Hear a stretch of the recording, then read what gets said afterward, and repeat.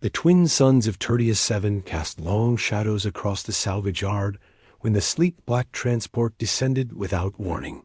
Marcus Webb paused in his work, wrench still gripped in his oil-stained hands, and watched the pristine vessel settle onto his makeshift landing pad like a predator claiming territory. No advance communication, no flight clearance request, just the arrogant assumption that wherever it chose to land was exactly where it belonged. The ship bore the crimson and gold, insignia of the hegemony empire, its hull so polished it seemed to absorb the desert light and reflect it back with doubled intensity. Marcus spat into the red dust and wiped his palms on his coveralls. Nothing good ever came from unannounced visits, especially not from them. His outpost was deliberately unremarkable, a cluster of prefabricated modules, surrounded by towering heaps of salvaged starship components, atmospheric processors, and the skeletal remains of mining equipment.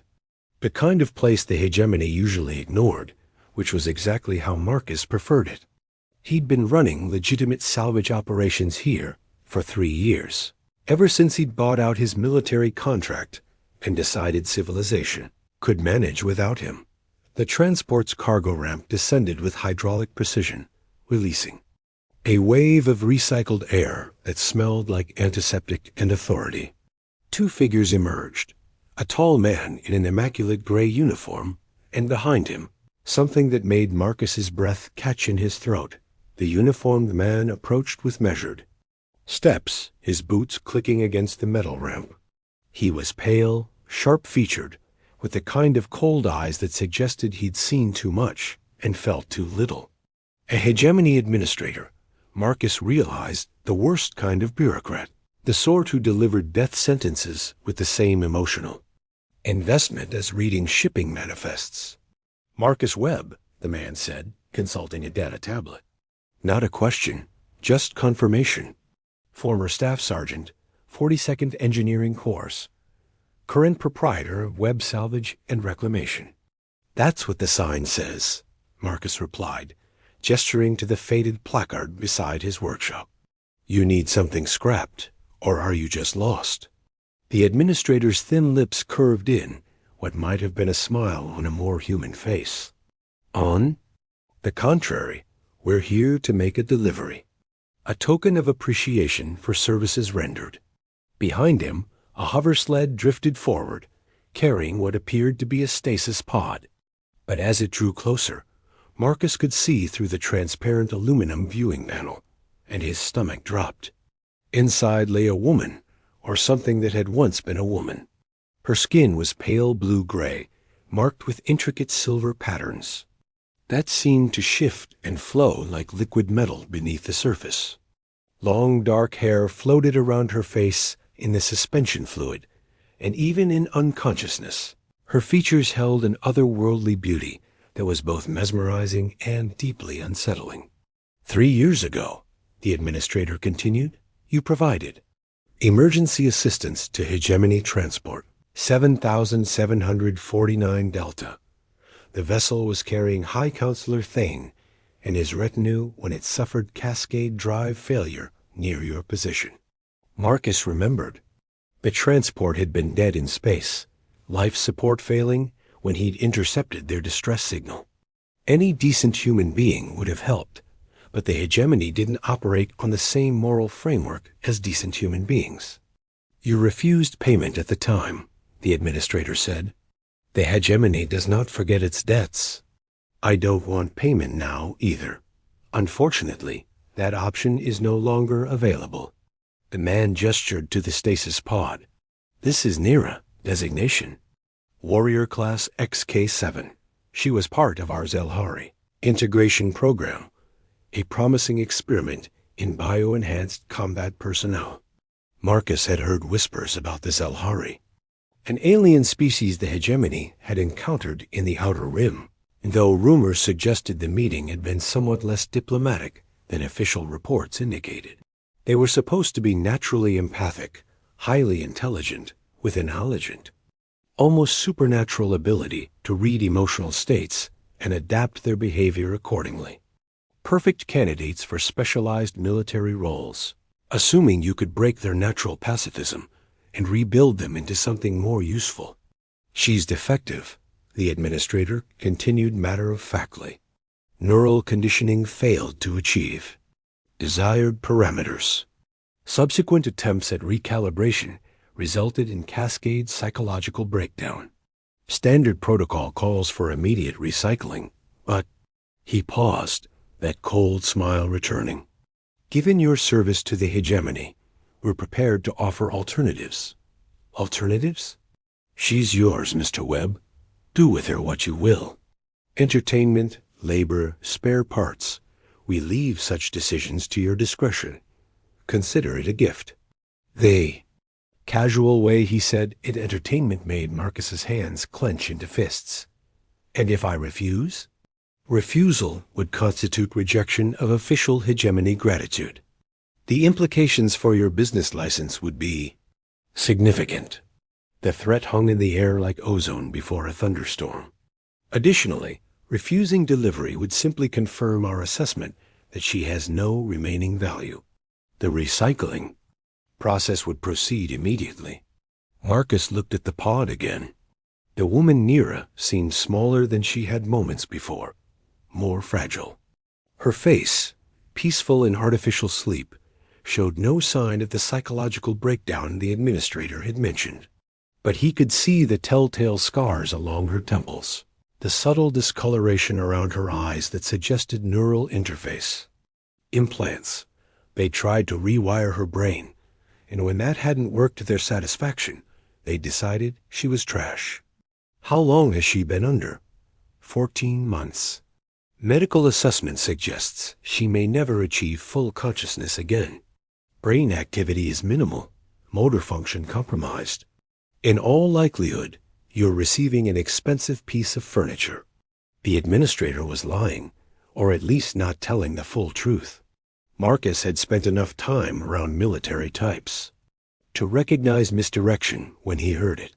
If Nira were truly brain dead, they would have recycled her already rather than go to the trouble of delivery. Fine, Marcus said finally. I'll take her. Excellent. The administrator made a notation. On his tablet, the stasis pod is yours as well, naturally. We've included basic medical supplies in a technical manual. Her bio readings suggest she may survive pod extraction, should you choose to attempt it. The hover sled settled beside Marcus's workshop with barely a whisper of displaced air. The administrator turned to leave, then paused. A word of caution, Mr. Webb. The Zelhari were known for their emotional volatility, before integration. This specimen may retain unpredictable behavioral patterns. We recommend extreme caution if you choose to revive her. Noted. Good day. The transport lifted off as abruptly as it had arrived, leaving Marcus alone with his unwanted gift. He circled the stasis pod slowly, studying the woman inside. Her breathing was so shallow, it was barely perceptible, but her eyes moved beneath closed lids, dreaming, perhaps, or processing whatever remained of her shattered conditioning. The technical manual was a joke, barely a dozen pages of basic life support specifications and warnings about potential subject aggression.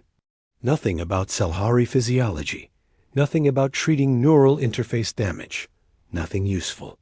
Just enough to legally claim they provided adequate documentation.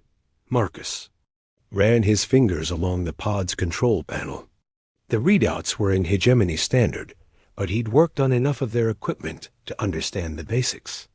Life signs stable, neural activity present but chaotic, muscular atrophy consistent with extended suspension. Whatever they'd done, to her mind, her body was still fighting. He thought about his sister Jenny, who joined the Hegemony Medical Corps 5 years ago and disappeared into their bureaucratic machine. She'd written regularly at first, excited about the advanced xenobiology research she was conducting. Then the letters had stopped, and when Marcus had tried to make contact, he'd been told she'd been transferred to a classified facility. No further information available. The hegemony collected people like they collected territory systematically, efficiently, without regard for what they'd been before. They found uses for everyone, whether the person in question agreed or not. Marcus looked at Nira again, floating in her chemical dreams, and made a decision that would change both their lives forever. "Well," he said softly, "let's see what they broke." The first sensation was not sight or sound, but the absence of cold. For cycles beyond counting, Nira had existed in a crystalline void where thoughts moved like glaciers and emotions were distant echoes. Now warmth pressed against her skin, not the sterile heat of medical bays, but something organic, alive, imperfect.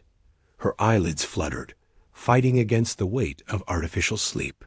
The world beyond was soft amber light filtering through what appeared to be fabric panels rather than the harsh white illumination of hegemony facilities. No monitoring drones hummed overhead. No neural feeds whispered commands directly into her consciousness. As silence was so complete, it felt like drowning dark memory crashed over her in fragmented waves. The integration chambers. The neural restructuring sessions that lasted days without pause. The moment when something inside her mind had simply ... snapped. She remembered screaming, but whether the sound had been audible or merely psychic, she couldn't say. Then the administrator's cold voice. Conditioning failure. Recommend immediate termination. But she wasn't dead. Or if she was, death was surprisingly comfortable. Nira forced her eyes fully open and immediately regretted it. Even the dim lighting sent spikes of pain through her optical nerves, a reminder that her enhanced sensory systems were still calibrated for the sensory deprivation of the stasis pod. She blinked rapidly, tears streaming down her cheeks as her vision slowly adjusted.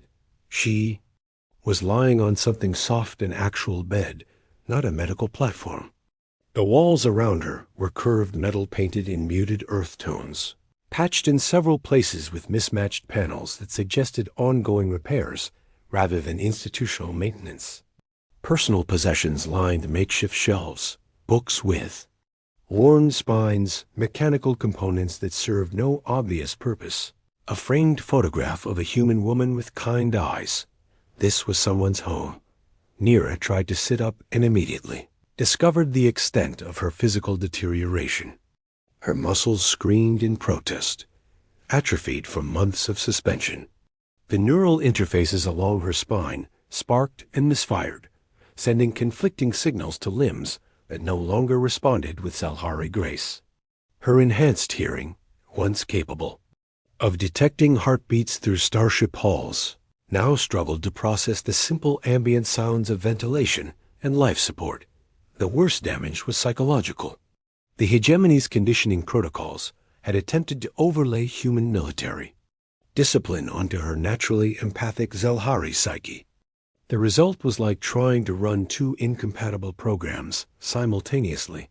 Every thought was accompanied by its own contradiction. Every emotion immediately questioned by neural pathways that had been artificially rewired to suppress feeling. In favor of tactical analysis, she managed to prop herself up on trembling arms and survey her surroundings more carefully. The room was small, but thoughtfully arranged. Someone had placed a glass of water on a small table within reach, along with what appeared to be basic medical supplies. The bed itself was positioned near a viewport that showed the rust-colored landscape of an alien world, twin suns hanging low on the horizon like watchful eyes. Footsteps echoed from somewhere beyond the room's single door. Nira's enhanced hearing analyzed the pattern. One person, approximately 80 kilograms, moving with the measured gait of someone carrying something heavy. Not military precision, but the careful steps of someone who had learned to move quietly. Through long habit, the door opened, and a human male entered carrying a tray of food. He was perhaps 35 standard years old, with brown hair that needed cutting and calloused hands that spoke of manual labor. His clothes were practical rather than fashionable work coveralls over a simple shirt, both clean but well-worn. Most importantly, he moved slowly and kept his distance, clearly aware that sudden movements might trigger defensive responses. "You're awake," he said simply. His voice was deeper than she'd expected, with a slight rasp that suggested either vocal strain or a lifetime of breathing recycled air. "I'm Marcus. This is my salvage yard." Nira studied his face, automatically analyzing micro-expressions with the remnants of her tactical conditioning. No deception indicators. Mild concern, carefully controlled. Some deeper emotion, guilt, perhaps, or old grief that he was working to suppress. His posture was non-threatening but alert, like someone who had learned not to trust easily. "Nira," she managed, her voice barely a whisper. Speaking felt strange after so long in silence. The neural pathways that controlled vocalization had partially atrophied, and she had to concentrate to form each word properly. "You bought me?" Marcus set the tray on the table and shook his head. "They didn't give me a choice. Said I could take you or they'd recycle you immediately." He paused, seeming to weigh his words. "But nobody owns you here. You're free to leave whenever you want, assuming you recover enough to travel." The concept was so alien that Nira's mind initially rejected it entirely. Freedom wasn't part of Selhari vocabulary. Her people had lived in collective harmony for millennia before the hegemony arrived. Individual choice had been subsumed into group consensus, and then group consensus had been replaced by hegemony directives. The idea of being truly autonomous was terrifying. "What do you want from me?" she asked. "Right now? I want you to eat something and try to regain some strength." Marcus gestured to the tray, which held what appeared to be simple human food bread, some kind of stew, fruit that might have been local.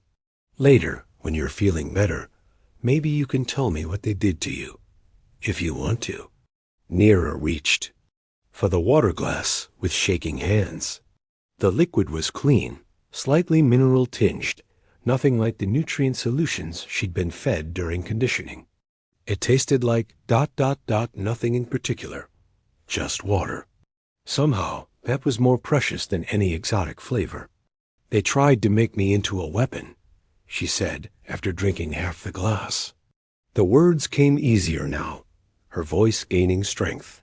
"Zelhari are naturally empathic. We feel what others feel, share emotions across mental connections. The hegemony thought they could use that ability for interrogation, infiltration, psychological warfare." Marcus settled into a chair across the room, maintaining respectful distance. But it didn't work. It worked too well. Nira closed her eyes, remembering the cascade failure that had ended her military career. "They taught me to read human emotions, to manipulate them, to turn empathy into a weapon. But they couldn't remove my capacity to feel what I was doing to others. Every time I caused pain, I experienced it as if it were my own. Every fear I inspired, every hope I crushed, I felt. All of it." She had been conducting an interrogation of captured rebels when it happened. The subject was a young human woman, barely out of adolescence, who had been caught distributing anti-hegemony literature on a border world. Standard procedure called for aggressive psychological pressure, combined with empathic reading to extract information about rebel networks. But as Nira had pressed deeper into the woman's mind, she had felt the subject's terror, her desperate love for a younger brother she was trying to protect, her absolute certainty that revealing anything would lead to his death. The emotions had been so pure, so powerful, that they had overwhelmed Nira's artificial conditioning entirely. She had released the prisoner and fled the interrogation chamber, her mind fragmenting as conflicting neural pathways fought for dominance. By the time security had found her, she was catatonic, trapped in a feedback loop of borrowed trauma that the hegemony's neural specialists couldn't break. "They kept me sedated for months while they tried different approaches," Nira continued, opening her eyes to meet Marcus's gaze. Chemical reconditioning, surgical intervention, complete neural wipe and rebuild. Nothing worked. Finally, they decided I was defective merchandise and scheduled me for recycling. But they gave you to me instead. Apparently someone in their bureaucracy thought it would be amusing to see what a human would do with a broken alien. She attempted a smile, but it felt hollow. I assume they expect you to use me for labor, or entertainment, or spare parts. Marcus was quiet for a long moment, his expression thoughtful. When he finally spoke, his voice was gentle but firm. I've got plenty of salvage to keep me busy. I'm not much for entertainment, and I generally prefer my spare parts to come from machines rather than people. Then what? Then we figure out how to fix what they broke. He stood and moved toward the door, then paused. The medical scanner suggests your neural interfaces are damaged, but not destroyed. If we can find the right equipment, maybe we can reverse some of what they did to you. After he left, Nira sat in the growing darkness as the twin suns set beyond. The viewport. For the first time in years, no one was monitoring her thoughts, controlling her actions, or demanding her compliance. The freedom was intoxicating and terrifying in equal measure. She could feel Marcus moving around the facility, his emotional state a distant echo of her own uncertainty, mixed with quiet determination. He was afraid not of her, but for her. The distinction was subtle, but crucial. Fear of implied threat and the need for control. Fear for suggested compassion and the desire to help Dot. It had been so long since anyone had feared for her, rather than of her, that she had almost forgotten. The difference Dot as she finally drifted toward natural sleep. Nira allowed herself to wonder what it might feel like to heal. The battered cargo hauler Meridian's edge set down on Tertius 7 with all the grace of a falling anvil. Its ancient landing thrusters, coughing black smoke across Marcus's salvage yard. Juno Reeves cut the engines and sat in the pilot's seat for a long moment, staring through the cracked viewport at the collection of prefab modules her brother called home. 3 years. 3 years since she'd walked away from everything her medical practice, her comfortable life on Kepler Station, and most painfully, her relationship with Marcus. The fight had been spectacular, full of accusations and old wounds ripped open, like badly healed scars. She'd called him a coward for buying out his military contract. He'd called her naive for thinking the hegemony could be changed from within. They'd both been right. They'd both been wrong. Now she was back, carrying news that would shatter whatever peace Marcus had found in this desolate place. But first, she needed to understand what had changed. The Marcus she remembered would never have sent that cryptic message. Need your help. Medical situation.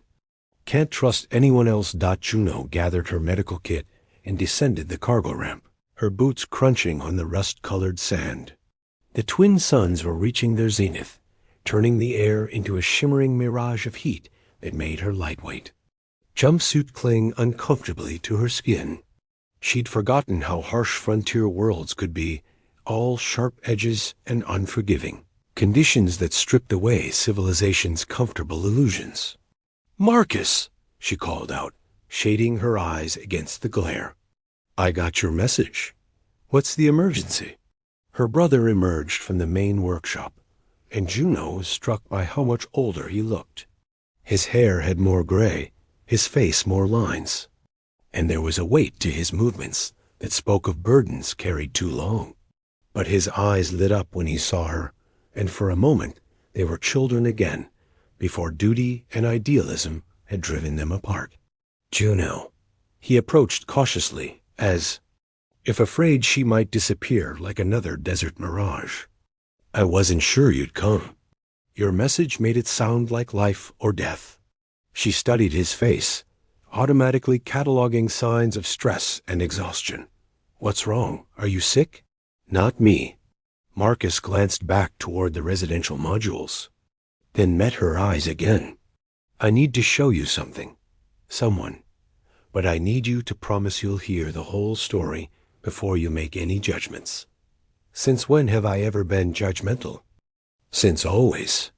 It's one of your more endearing qualities. Despite everything, Marcus smiled. Come on, and Juno, bring your medical kit. He led her through the workshop, a chaotic maze of starship components, diagnostic equipment, and projects in various stages of completion. It reminded Juno of their childhood home, where their father had spent every free moment tinkering with mechanical devices that never quite worked properly. Marcus had inherited that same compulsive need to fix things, though he'd always been better at it than their father. They passed through a corridor that connected to the residential section, and Marcus paused outside a door marked with a small medical symbol. She's been here for 2 weeks now, he said quietly. Getting stronger, but she's still fragile. The hegemony really did a number on her. Instead of answering, Marcus opened the door and stepped aside. Juno entered and immediately understood why her brother had been so careful with his words. The woman sitting by the viewport was clearly not human. Her skin was pale blue-gray, marked with intricate silver patterns that seemed to shift and flow like living tattoos. Her hair was long and dark, framing features that were undeniably beautiful but alien too angular, too symmetrical, with golden eyes that held depths of intelligence and pain that made Juno's breath catch. But it was her posture that triggered Juno's medical instincts. The woman sat rigidly upright, her hands carefully positioned on her lap, every muscle held under conscious control. Classic signs of neurological damage, possibly from traumatic brain injury or surgical intervention. This is Nira, Marcus said softly. Nira, this is my sister Juno. She's a doctor. Nira turned those golden eyes toward Juno, and the intensity of her gaze was almost overwhelming. There was something there, a flicker of recognition, or perhaps hope, that made Juno's heart clench with professional sympathy. Hello, Nira said, her voice carefully modulated but lacking natural inflection. Marcus has told me about you. You work for the Hegemony Medical Course. Worked, Juno corrected, setting down her medical kit. Past tense. I left the service 6 months ago. She looked between Marcus and Nira, beginning to understand the implications. Let me guess they gave her to you as some kind of gift? Marcus nodded grimly. Payment for services rendered, they called it. She was part of their alien integration program. When the conditioning failed, they decided she was defective. Juno knelt beside Nira's chair, her medical training taking over. May I examine you? I'd like to assess what they did to you. Nira hesitated, then nodded. I should warn you, I'm empathic. I can feel your emotions whether I want to or not.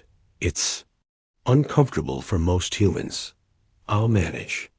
Juno opened her medical kit and withdrew a handheld scanner.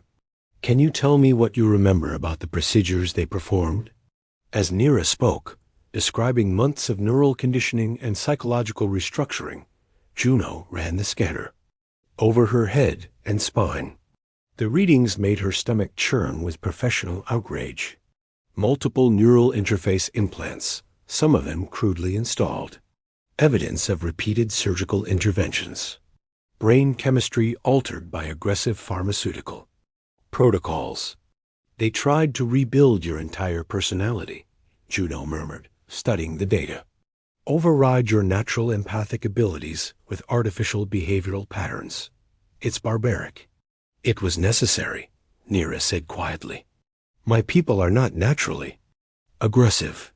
We exist in emotional harmony, sharing feelings across mental connections. The hegemony needed weapons, not philosophers. So they tried to lobotomize you into compliance. Juno's voice was tight with anger. And when that didn't work, they threw you away like broken equipment. She continued her examination, documenting the extent of the damage with growing fury. This was exactly why she'd left the medical course, the casual dehumanization, the willingness to sacrifice individual well-being for institutional goals. She'd seen too many experimental subjects who were really just victims of systematic abuse. The good news, Juno said finally, is that most of this is reversible. Your brain has been trying to heal itself, rooting around the damaged pathways. With the right treatment, we can remove the artificial interfaces and help restore your natural neural patterns. Hope flickered in Nira's golden eyes. You can make me myself again? It won't be easy, and it won't be quick. The surgery alone will take hours, and the recovery process could take months. But yes, I think we can undo most of what they did to you. Marcus stepped forward. What do you need? Juno was already making mental lists of equipment and supplies. A proper surgical suite, for starters. Neural interface extraction tools. Regenerative medications. Most of it's available on the black market, but it won't be cheap. Money's not an issue. Since when? Marcus gestured toward the workshop. Turns out there's good money in salvaging hegemony equipment for people who don't want to deal with official channels. I've been saving up for something important. He looked at Nira, and Juno saw something in his expression that made her suddenly understand why he'd really called her here. It wasn't just medical expertise he needed. It was family. Someone he trusted to help him save the person he was falling in love with. I'll need to set up the surgical suite in your main workshop, Juno said, already planning the procedure. We'll need to maintain sterile conditions, and the patient will require constant monitoring during recovery. Whatever you need. Over the next several hours, Juno threw herself into preparations with the focused intensity that had made her one of the Corps' most respected neurosurgeons. Marcus helped where he could, his mechanical expertise proving valuable in adapting salvaged medical equipment for their purposes. But it was Nira who surprised her the most. Despite her damaged condition, the Zelhari woman insisted on helping, her natural intelligence and technical knowledge making her an invaluable assistant. More than that, her empathic abilities allowed her to sense Juno's emotional state and adjust her behavior, accordingly offering encouragement when frustration mounted, providing distraction when the work became overwhelming. You're remarkable, Juno told her during a break, watching Nira carefully calibrate a neural monitoring device with hands that barely trembled. After everything they did to you, you're still trying to take care of everyone else. It's what I am, Nira said simply. What I've always been. The conditioning tried to change that, but it couldn't reach the core of who I am. She paused, looking toward the workshop where Marcus was testing his surgical equipment. Your brother saved my life, not just by taking me in, but by believing I was worth saving. I can feel his emotions, his guilt about someone he couldn't help before, his determination not to fail again. He is a good man. He is. Juno studied Nira's face, seeing past the alien features to the person beneath. You love him. I'm learning to. Nira's smile was soft and genuine, the first truly natural expression Juno had seen from her. Love is complicated for my people. We feel everything so intensely, share emotions so completely. But Marcus is teaching me that love doesn't have to be overwhelming. It can be gentle, patient, healing. That evening, as they made final preparations for the surgery, Juno pulled her brother aside for a private conversation. This is going to change everything, you know, she said.